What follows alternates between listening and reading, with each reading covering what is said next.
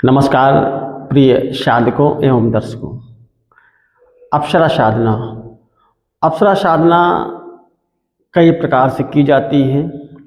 1 दिवसीय साधना, 3 दिवसीय साधना, 11 दिवसीय साधना और 21 दिन में सिद्ध होने वाली पूर्ण प्रत्यक्षीकरण साधना।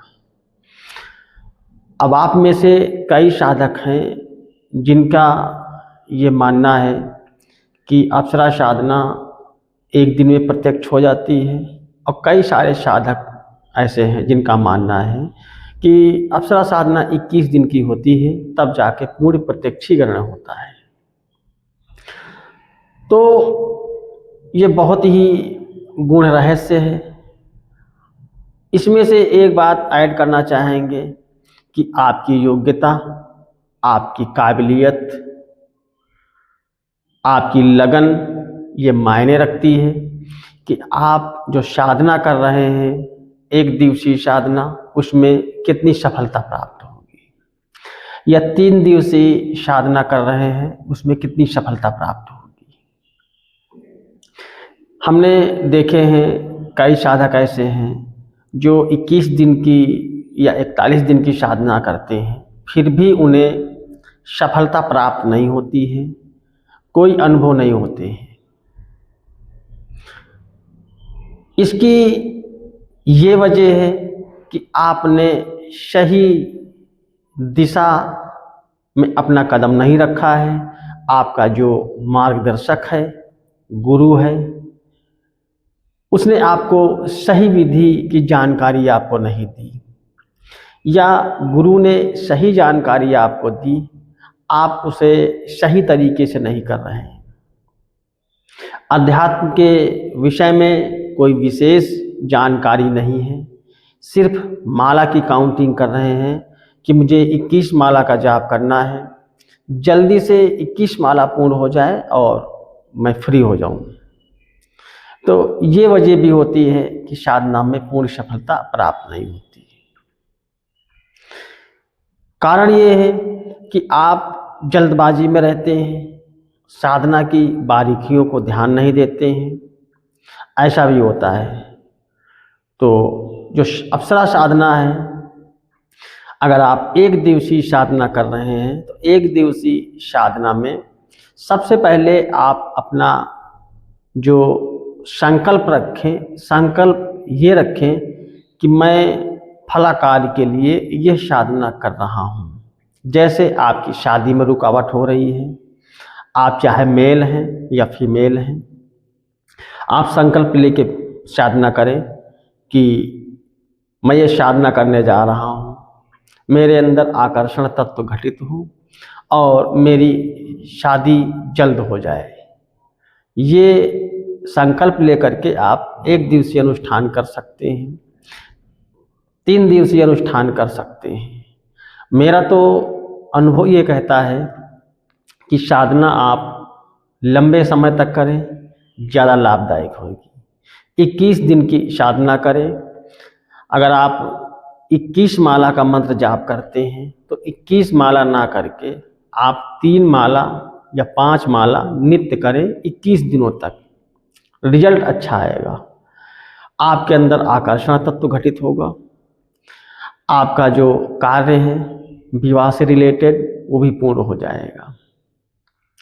अब बात आती है कि बिजनेस वाले व्यक्ति कैसे करें, जिनका दुकान है, कारोबार है, बिजनेस है, हमेशा रूखे रूखे रहते हैं, उनके अंदर एक्टिव सिस्टम नहीं रहता है, आकर्षण नहीं रहता है। जो उनके अपने लोग उनसे जुड़े हुए हैं वो भी उनसे बात करने में रुचि नहीं रखते। ऐसे लोगों को अप्सरा साधना करनी चाहिए। प्रोसेस आप यही रखिए, आप कोई भी अप्सरा ले लीजिए, इतनी सारी प्रचलित अप्सराएं हैं, उनके मंत्र हैं। अगर आप सोशल साइट से मंत्र लेना चाहते हैं तो वहाँ से ले लीजिए, अन्यथा किसी गुरु से अगर आप मंत्र लेकर के, दीक्षा लेकर के साधना करेंगे तो साधना फलीभूत ज़्यादा होगी। तो साधना जब आप करें, कम से कम मंत्र जाप करें, 3 माला 5 माला 21 दिनों तक नित्य जाप करें। 21 दिनों के बाद जब आपकी साधना पूर्ण हो जाए तो पूजा सामग्री को ले जा करके जल में प्रवाहित कर दें। आपकी साधना पूर्ण हो गई। अब इसके आगे क्या करना है? इसके आगे ये करना है कि आप नित्य उस मंत्र को 1 माला या 21 बार, जितना भी आप कर सके, आप नित्य जाप करें। इससे क्या होगा कि जो आपने साधना की है, साधना की जो शक्ति है, एनर्जी है, वो आपके ऑरे से कनेक्ट हो जाएगी। जब आपके ऑरे में कनेक्ट हो जाएगी तो आपका आकर्षण तत्व प्रबल हो जाएगा। जो लोग भी आपको देखेंगे आपकी ओर आकर्षित होंगे। जो बात आप कहेंगे सामने वाला व्यक्ति उस बात को काट नहीं पाएगा, ना चाहते हुए भी बात को काट नहीं पाएगा। यह बेनिफिट होंगे बिजनेस व्यापार वालों को। तो बिजनेस वालों को, अपना जो दुकान व्यापार करते हैं, उन लोगों को इस साधना को इस विधि से करना चाहिए। ज़्यादा मैं काल्पनिक बातें या हवा हवाई बात नहीं बता रहा हूँ, मैं एक नॉर्मल रियलिटी बता रहा हूँ साधना की, कि आप साधना की रियलिटी को समझिए। आप साधना से लाभ जब ही ले पाएंगे जब आप साधना की बारीकियों को समझेंगे। तो इस विधि से आप साधना करिए, लाभ लीजिए। और बात आती है प्रत्यक्षीकरण की। जो प्रत्यक्षीकरण की साधना है, जिसे आप अप्सरा साधना प्रत्यक्षीकरण के लिए कर रहे हैं, तो आप इस साधना को कंटिन्यू करते रहें। और जब संकल्प ले तो संकल्प का एक नियम होता है, एक विधि होती है कि साधना से पहले संकल्प लेते हैं कि मेरा टारगेट क्या है, मेरा उद्देश्य क्या है। उस उद्देश्य के लिए, उस कार्य के लिए आप संकल्प लेंगे कि पूर्ण प्रत्यक्षीकरण के लिए मैं यह अनुष्ठान कर रहा हूँ, मुझे इस साधना में सफलता प्राप्त हो। ऐसा संकल्प लेकर के आप साधना करेंगे। जब आप प्रत्यक्षीकरण के लिए संकल्प लेंगे तब आपको अप्सरा साधना में प्रत्यक्षीकरण होगा, सिद्धि एनर्जी आपको दिखेगी। उसमें भी कुछ बारीकियां हैं जिनका आपको ध्यान रखना है, जैसे साधना के हर नियम को पालन करना, एक ही बैठक में साधना पूर्ण करना, यानी जो आपका जाप है उसे पूर्ण करना, पूर्ण एकाग्रता से जाप करना। अगर आप पहले से मेडिटेशन करते हैं तो ज़्यादा बेहतर होगा, आप ज़्यादा लाभ मिलेगा आपको। अन्यथा आप थोड़ा बहुत मेडिटेशन करें। उसके बाद आप जब साधना पूर्ण हो उसके बाद भी आप उसी रूम या कक्ष में आप शयन करें। इन बातों का आपको ध्यान रखना है प्रत्यक्षीकरण साधना में, तब आपको रिस्पांस अच्छा मिलेगा। आप में से बहुत सारे साधक हैं जो हमेशा ये बहाना करते हैं कि गुरुजी मैं ज़्यादा देर तक बैठ नहीं सकता, मैं हमेशा भीड़ में रहता हूँ। तो साधना, जो साधक है, साधना कक्ष है, ये एकांत होना चाहिए। भले आपने मंदिर बना रखा है, आप मंदिर में रहते हैं, आप मंदिर में पुजारी हैं, पुरोहित हैं, लेकिन आपको जब साधना करनी है तो आपको एकांत चाहिए, जहाँ पे शोरगुल ना हो। बिल्कुल एकाग्रता के साथ आप साधना करें और साधना काल में सात्विक भोजन लें और सादा भोजन लें। ऐसा भी नहीं है कि सात्विक ले रहे हैं उसमें खूब चटपटे आइटम ले रहे हैं। इन चीज़ों का विशेष ध्यान रखना होता है। बल्कि जो मेरा व्यक्तिगत साधना का अनुभव रहा है, काफ़ी पुराना प्राचीन पहले से ही, कि साधना काल में एक ही भोजन ग्रहण करते हैं।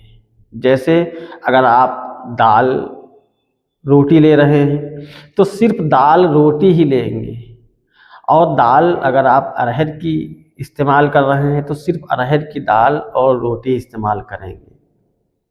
अगर आप 2 रोटी और दाल ले रहे हैं तो सिर्फ 2 रोटी दाल ही पूरे साधना काल में लेंगे, तीसरी रोटी नहीं लेंगे, ना 1 रोटी लेंगे, ना दाल चेंज करेंगे। अगर आप सब्जी रोटी ले रहे हैं तो जो भी सब्जी आपने पहले दिन प्रयोग करी है, चाहे वह आलू की सब्जी है या तोरी की सब्जी है, जो भी है, आप पूरे साधना काल में उसी सब्जी का प्रयोग करेंगे, 2 रोटी का ही प्रयोग करेंगे। तो एक नियम होता है कि साधना के समय एक ही भोजन, एक ही आसन, एक ही माला, एक ही समय, एक ही संख्या में जाप, एक ही दिशा, एक ही वस्त्र, ये बारीकियां होती हैं। ब्रह्मचर्य बहुत ही अनिवार्य होता है।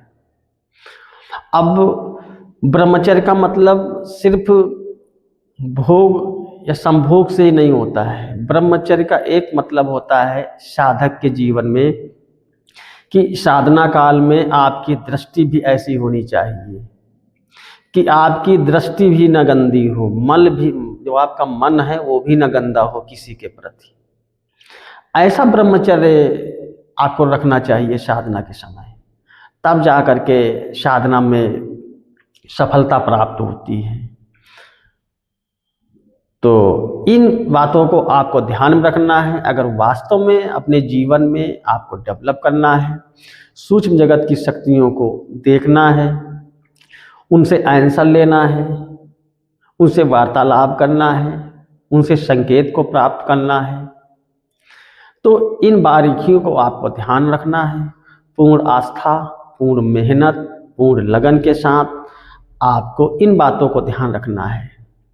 हो सकता है कि आप में से कई साधक ऐसे हों जिनको ये मेरा वीडियो पसंद ना आए, क्योंकि कोई मंत्र नहीं दिया, कुछ नहीं दिया, लेकिन इस वीडियो में हमने वो चीज़ बताई है जो कि हर सिद्धि में आपके काम आएगी। एक ऐसा सूत्र जो हर साधना में आपको लाभ पहुंचाएगा, आप अपने आप को डेवलप कर पाएंगे। वो बारीकियां हैं, वो मेरा अनुभव है। तो इन जो बारीकियां हैं, सूत्र हैं, इनके माध्यम से आप साधना करिए। आप देखेंगे अप्सरा साधना, पूर्ण प्रत्यक्षीकरण की साधना आपको सफलता की ओर ले जाएगी। ये वो सूत्र है, आप सफल होंगे। तो इसी मंगल कामना के साथ कि आपको साधना में सफलता प्राप्त हो। नमस्कार।